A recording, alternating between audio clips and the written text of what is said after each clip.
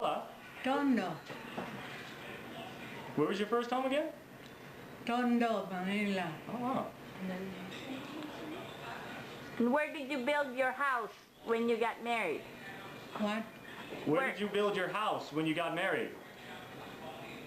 In Batas.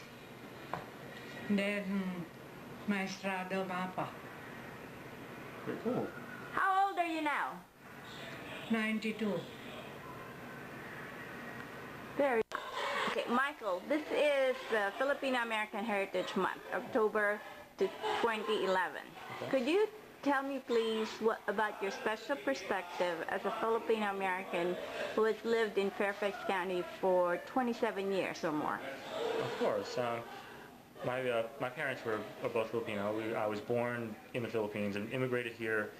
My family immigrated here when I was about 3 and a half. Lived in Fairfax County area all of my life since then. From my perspective, I consider myself Filipino by blood and American by lifestyle. I've gone to a lot of Catholic schools in the area, St. Philip's, St. Michael's, Bishop Ireton in Alexandria, and George Mason University. Most of my Filipino heritage I learned through family gatherings and from the home, and a lot of it comes through foods. I remember at family gatherings we'd have lechon, or a big roast pig. Whenever I walk into the kitchen, I see the roast pig on the counter. Like, this is going to be a good party. And at other times, my mom would like to cook Filipino dishes, a beefsteak, sinigang, oxtail, and it keeps me in touch with my heritage and my bloodline. And I have my relatives most of my relatives are here. My Filipino relatives are here, and we have mutual Filipino friends, and we hang out in very tight groups. Right now I'm with a group called That Team. It's a team of independent team Beachbody coaches who are looking to help end the trend of obesity using at-home fitness programs such as P90X, Insanity, TurboFire. If you've seen the infomercials, you'll know what I'm talking about. And we hold a weekly fit club, a free workout every Wednesday at a location called Global Music Academy, just off of Route 123 near, I can't remember if it's Burke Lake or Burke Center Parkway. It's around that corner. It's where the Los Toltecos is and the Gold's Gym. But we're in Global Music Academy, and that's where we hold our weekly fit club on Wednesday nights at 8 o'clock. And yeah. And did you go to Catholic schools because you're Filipino, or because is the Catholic religion is very identified with the Philippine identity, right? As far as I know, my parents wanted me to go to Catholic school, so I don't think I really had a choice in that. And was that because they were Filipino in some ways? You know what? Yes, I will probably say that. The Catholic religion is very big amongst the families. We have. I remember this tradition years ago. We would deliver the Blessed Mother, a statue of the Blessed Mother Mary, and deliver it from house to house to house within the family and through relatives and friends. And we would pray the rosary there. We would ask for intentions to the Holy Mother and for blessings for the family. And Catholicism has been a very big part of my life. Do you speak the Filipino language at all? Do you understand it? Unfortunately, no. I mean, I can pick out a few words, but it's. I never had a chance to really learn and absorb the language. But your parents speak the language. My parents are fluent in it. My uncles and aunts also very fluent in it, and yeah. All right. Michael, you chose a career as a performing artist. Could you talk a little bit about your experience and what you could tell younger folks? Sure. I started in the performing arts during my years at George Mason University. My first degree there was communication and media production, where we focused on video production and video editing, performing for the camera, and it gave me a taste of performing. I found that I really enjoyed acting, and I took a second degree in theater, also at George Mason, and that's where I received more training performing on stage in Shakespearean plays, non-Shakespearean plays, comedies, and even the occasional musical. After I graduated, I participated in a number of local productions. Godspell at St. Mark's Theatre Ministry, the Scottish play with Upstart Crow, and there's and a number of plays with the Grey Ghost Theatre, which was founded by one of my professors, Ken Elston. He often cast me as a Union soldier, and for the first 3 productions that I worked with them, I ended up dying a lot, which was a lot of fun. No, it's serious. It was a lot of fun. I recently performed with them at the 150th anniversary of the first Battle of Manassas.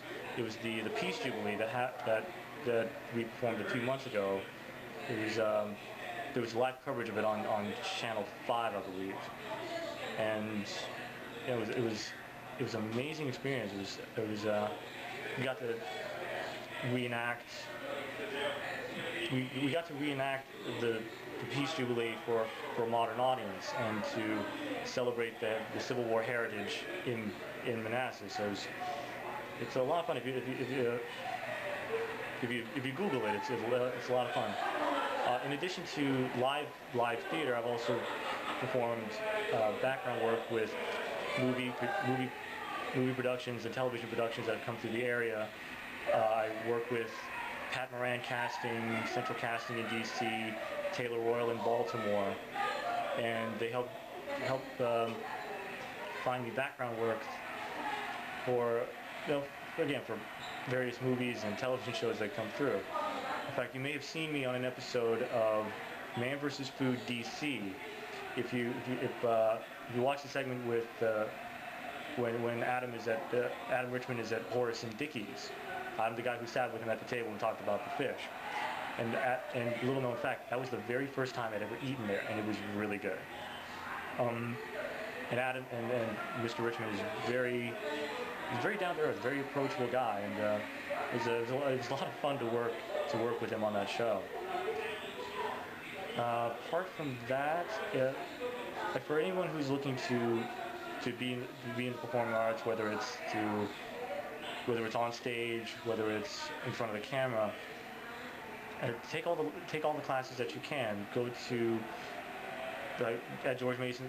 George Mason offers a very comprehensive theater and communication course.